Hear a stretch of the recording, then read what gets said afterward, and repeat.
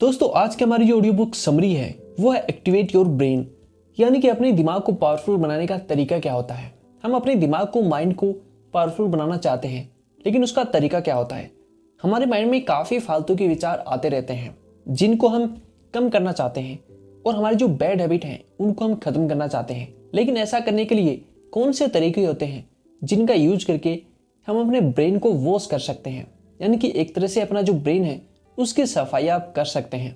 ये समरी आपको सिखाएगी कि कैसे अपने ब्रेन को आपको क्लीन करना है, यानी कि अपने ब्रेन में जो भी आपके फालतू के विचार आते हैं उनको कंट्रोल करना है। एक तरह से ये समरी आपको अपने ब्रेन के ऊपर काबू पाना सिखाएगी, और हम जानेंगे कि कैसे हम अपने दिमाग को काफ़ी पावरफुल बना सकते हैं।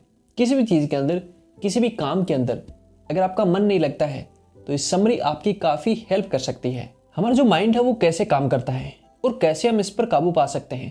काफ़ी सारी साइंटिफिक स्टडी और रिसर्च से ये पता चला है कि कविता के माध्यम से हमें कैसे अपने दिमाग को, ताकत को बढ़ा सकते हैं और कैसे एक सफलता पा सकते हैं। अगर आप अपने दिमाग के काम करने के तरीकों के बारे में जानना चाहते हैं तो इस समरी आपके लिए है। आप एक अच्छे रिश्ते की शुरुआत करने जा रहे हैं। अपने दिमाग की सेहत का ख्याल कैसे रखा जाता है। इस बुक के जो ऑथर हैं वो है स्कॉट जी हेल्फोर्ड, जो कि एक लेखक और एक स्पीकर हैं। उन्होंने अपने काम के लिए एमी अवार्ड भी जीता है। स्कॉट अपने दिमाग के व्यवहार को समझने के काम के लिए जाने जाते हैं। उनका यही ज्ञान उनके प्रोग्राम को कामयाबी की तरफ ले जाता है। तो आइए स्टार्ट करते हैं आज की समरी और जानते हैं कैसे हम अपने माइंड को पावरफुल बना सकते हैं। ये बुक समरी आपको क्यों सुननी चाहिए। अपने दिमाग का इस्तेमाल करना सीखें।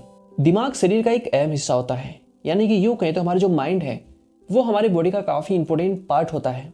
हम रोज जो भी काम करते हैं उसमें दिमाग का काफ़ी बड़ा भाग होता है। इसलिए ये काफ़ी ज़रूरी है कि हम इसके काम को और उसके करने के जो भी तरीके हैं उनके बारे में जानें। हमारा दिमाग किन किन भागों में बटा हुआ है और उन भागों का क्या काम होता है। ये समरी आपको काफ़ी कुछ सिखाने वाली है। हमारा जो माइंड होता है उसके 3 हिस्से होते हैं, या यूँ कहें तो हमारा जो दिमाग होता है वो 3 भागों में बटा हुआ होता है। पिछले 20 सालों में हमने जो भी जानकारी हासिल की है उसमें ये पता चला है कि हमारे माइंड को 3 भागों में बांटा जा सकता है, जिसमें से 2 भाग चिंपैंजी से मिलते हैं और एक भाग हमें उनसे अलग करता है। आइए देखते हैं कि 3 भाग कौन से हैं। सबसे पहला जो भाग है वो है रेप्टिलियन ब्रेन। ये हमारे शरीर का वह हिस्सा है जिसे हम काबू नहीं कर सकते। ये दिमाग हमारे शरीर की जरूरतों के हिसाब से काम करता है। जैसे जब आपके शरीर में एनर्जी की कमी होने लगती है तो आपको भूख लगती है। भूख का एहसास दिलाने का काम दिमाग का होता है, जिसे हम काबू नहीं कर सकते। अगर आप चाहें कि खाना खाने के तुरंत बाद आपको फिर से भूख लग जाए तो ऐसा हो नहीं सकता है। दूसरा जो ब्रेन होता है वो होता है मेमिलियन ब्रेन। दिमाग का ये हिस्सा हमारे आसपास जो भी मौजूद खतरे हैं उनको मापने का काम करता है। दिमाग के इसी हिस्से की वजह से हम भावनाओं को महसूस कर पाते हैं। डर, गुस्सा, खुशी, दुख जैसी दूसरी भावना पैदा करने का काम इसी दिमाग का होता है। तीसरा जो ब्रेन होता है वो होता है ह्यूमन ब्रेन। दिमाग का यही हिस्सा हमें दूसरे जानवरों से अलग बनाता है। इस हिस्से का काम होता है सूझबूझ से काम लेना, भावनाओं पर काबू पाना और अपने आसपास की जो चीजें होती हैं उनको अच्छे से समझना। मेमिलियन ब्रेन और ह्यूमन ब्रेन एक साथ काम करते हैं। मेमिलियन ब्रेन हमारे अंदर भावनाएं पैदा करता है और ह्यूमन ब्रेन समय और हालात के हिसाब से उनके ऊपर काबू करता है।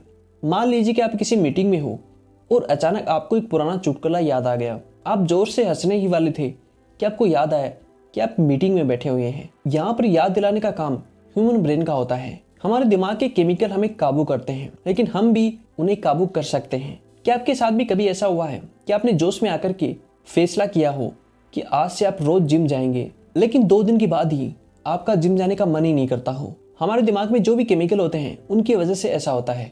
आइए देखते हैं कि केमिकल कौन से हैं और इनका क्या काम होता है। दिमाग के कुछ केमिकल हमें खुशी महसूस कराने में मदद करते हैं।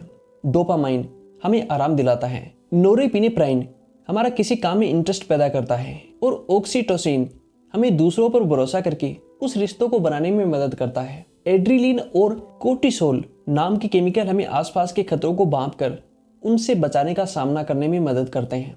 इन्हीं केमिकल की वजह से हम आज जिंदा होते हैं और जंगलों में निकल करके हम शहरों में आ सकते हैं। लेकिन रोज के काम के तनाव और काम ना करने के नतीजों की ओर की वजह से ये केमिकल हमारे अंदर बनते रहते हैं, जिसकी वजह से कैंसर और डायबिटीज का खतरा बढ़ जाता है। इस तरह से ये केमिकल हमें काबू करते हैं।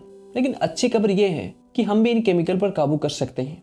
अगर आपका कोई काम करने का मन नहीं करता हो तो आप उस काम के होने वाले जो भी फायदे हैं उनके बारे में सोच करके अपना मन उस काम में लगा सकते हैं। जब आप बिस्तर छोड़ करके जिम में जाकर मेहनत करने के बारे में सोचते हैं तो आपका जाने का मन नहीं करता है। लेकिन अगर आप ये सोचेंगे कि जिम जाने के बाद आपकी जो बॉडी है वो अच्छी हो जाएगी, आपकी जो हेल्थ है वो काफ़ी अच्छी हो जाएगी। तो आपका मन जिम जाने का करने लगेगा। हर काम के फायदों को देखने पर आपका दिमाग तनाव वाले हार्मोन हैं उनको कम करेगा, जिसकी वजह से डोपामाइन, नोरिपेरापाइन और ऑक्सीटोसिन का बनना बढ़ जाएगा और आपका काम करने का मन करेगा। आप खुद पर काबू पाकर और हालात के लिए तैयार होकर अपनी खुशी को बढ़ा सकते हैं। अगर आप खुद पर काबू नहीं पा सकते तो आप खुश नहीं रह सकते। जिंदगी में उतार चढ़ाव तो आते ही रहते हैं, ये हमारी जिम्मेदारी है कि हम उनका सामना करें। इसलिए आप सबसे पहले अपने आप की जिम्मेदारी लेना सीखें। अक्सर लोग अपने हालातों के लिए दूसरों को दोष देते हैं। आपने लोगों को अक्सर कहते हुए सुना होगा कि सरकार अपना काम ठीक से नहीं कर रही है, कंपनी मुझे प्रमोशन ही नहीं दे रही है। ऐसे लोग सिर्फ अपने आप को छोड़ करके सभी को बदलने की कोशिश करते हैं। इसलिए जरूरी है कि आप सबसे पहले खुद को बदले और खुद की जिम्मेदारी लें। अधिकतर लोग हमेशा सिर में जीते हैं। उनकी हालात उस मुर्गे की तरह होती है जिसके ऊपर हमेशा आसमान गिरता रहता है। उनके साथ ऐसा इसलिए होता है क्योंकि वो अपने आप को पूरी तरह से तैयार नहीं कर पाते हैं। आप अगर कोई काम करने जा रहे हैं और आपको डर लग रहा है कि आपसे कुछ गलतियां हो जाएंगी, तो आप अपने काम को हर बुरे हालात के लिए तैयार कर लीजिए। आप उन गलतियों की एक लिस्ट बनाइए और हर गलती को सुलझाने का एक तरीका ढूंढ निकालिए। अपने आप को पूरी तरीके से तैयार करके आप अपना जो आत्मविश्वास है यानी कि सेल्फ कॉन्फिडेंस है उसको बढ़ा सकते हैं और अपने डर को कम कर सकते हैं। इससे आपके अंदर डोपामाइन की मात्रा बढ़ेगी और आप काफी खुश रहेंगे, हैप्पी रहेंगे अपनी लाइफ के अंदर। अपनी मंजिल को हासिल करने के लिए आपके पास एक मजबूत इच्छा शक्ति होनी चाहिए। 1970 में वॉल्टर मिशेल ने बच्चों पर मार्शमैलो स्टडी की। इस स्टडी में उन्होंने बच्चों से कहा कि अपने टेबल पर रखे गए जो भी मार्शमैलो है उनको खाने के लिए अगर आप अपने आप को खुद को आधे घंटे तक रोक लेते हो तो आपको खाने के लिए 2 और मार्शमैलो दिए जाएंगे। जिन बच्चों ने खुद पर काबू पा लिया वे आगे चलकर काफी सफल हुए। इस आसान स्टडी से ये बात साफ है कि अगर आपकी इच्छा शक्ति मजबूत हो तो आप एक दिन सफलता जरूर प्राप्त करेंगे। सफलता पाने के लिए सबसे पहले आपको अपने मन पर काबू पाकर उसे सही जगह पर लाना होगा। अपने माइंड को एक जगह पर फोकस करना होगा। अगर आप सोचते हैं कि आप 2 काम एक साथ करेंगे तो आप एक भी काम नहीं कर पाएंगे। हमारा दिमाग एक बार में सिर्फ एक ही चीज पर फोकस कर सकता है। अगर आप एक काम पर अच्छे से फोकस करके उसे 1 घंटा करें तो आप ज्यादा काम कर पाएंगे। लेकिन अगर आप ये सोचें कि आप 2 काम एक साथ करेंगे तो आप 4 घंटे उस काम को समय देने के बाद भी पूरा नहीं कर पाएंगे। इसके अलावा काम में गलती करने की संभावना 3 गुना बढ़ जाती है। एक और स्टडी में ये भी पाया गया कि अगर आपके काम को दूसरे लोग देख रहे होंगे तो आप उस काम को अच्छा करने की कोशिश करेंगे। इसलिए अपने काम के बारे में अपने दोस्तों को बताते रहिए। सफलता हासिल करने के लिए आप अपने बड़े लक्ष्य को छोटे भाग में बांट दीजिए और उन छोटी सफलता को हासिल करने की कोशिश करें। छोटी सफलताओं को आसानी से हासिल किया जा सकता है और इससे आपका जो हौसला है वो भी बढ़ता रहेगा। ऑक्सीटोसिन हमें दूसरों से अच्छे रिश्ते बनाने में मदद करता है। किसी नए स्कूल में जाने पर आपको पहले दिन किसी से बात करने में थोड़ी घबराहट सी होगी। ऐसा इसलिए होगा क्योंकि दूसरे व्यक्ति के बारे में नहीं जानते हो आप, और हमारा दिमाग अनजान लोगों के बीच होने पर खतरा महसूस करता है। लेकिन जब हम उनके बारे में अच्छे से जान लेते हैं तब हमारा जो माइंड है वो ऑक्सीटोसिन पैदा करता है, जिससे हमें दूसरों पर भरोसा हो जाता है। जब भी हम किसी नए व्यक्ति से मिलते हैं तो हर मुलाकात पर हमारे दिमाग में उनके लिए एक अलग से भावना पैदा होती है। अगर उनकी बातें हमारे लिए यादें बन जाती हैं और उनके साथ रहने में हमें खुशी मिलती है तो हमारे अंदर ऑक्सीटोसिन बनने लगता है और हम उस व्यक्ति पर भरोसा करने लगते हैं। इसलिए किसी भी रिश्ते को मजबूत बनाने का सबसे आसान ये तरीका होता है कि आप सामने वाले व्यक्ति के साथ हंसें, अच्छी बातें करें और अपने कुछ यादें बांटें, जिससे कि आपका जो भरोसा है वो काफी और गहरा हो जाएगा। आप दूसरों की मदद के लिए उनका धन्यवाद करें, उनसे अच्छे से बात करें और हमेशा उनके काम के लिए उन्हें शाबाशी दें। एक अच्छी टीम में आपने देखा होगा कि लोग अक्सर अपनी टीम वालों को हाई फाई देते हैं। ऐसा करने से उनके अंदर ऑक्सीटोसिन बनना बढ़ जाता है और वे एक दूसरे पर भरोसा करके एक अच्छी टीम बना पाते हैं। रिश्ते बनाना एक और अच्छा तरीका है कि आप सामने वाले की बातों को सुनकर उससे कोई अच्छा रिस्पॉन्स दें। जैसे कि अगर आपके किसी दोस्त ने आपको किसी सफलता के बारे में बताया है तो आप उसकी मेहनत को और उसकी कामयाबी के लिए शाबाशी दे सकते हैं। दूसरों के साथ मिलकर हासिल की गई कामयाबी ज्यादा खुशी देती है। आपने वो कहावत तो सुनी होगी कि खुशी बांटने से बढ़ती है। ठीक वैसे ही अगर आप दूसरों के साथ मिलकर के कोई काम करेंगे तो उसमें आपको जो मजा भी आएगा और साथ में आपकी जो सफलता है उसके मिलने के चांस भी आपको काफी ज्यादा बढ़ जाएंगे और सफलता मिलने के बाद में आपको खुशी काफी अधिक मिलेगी। अक्सर आपने देखा होगा कि सुबह सुबह जो लोग टहलने जाते हैं वे अकेले नहीं जाते हैं, वे अपने साथ अपने किसी दोस्त को लेकर के जाते हैं। ऐसा इसलिए करते हैं क्योंकि अकेले की बजाय किसी के साथ कोई भी काम करने में अधिक मजा आता है।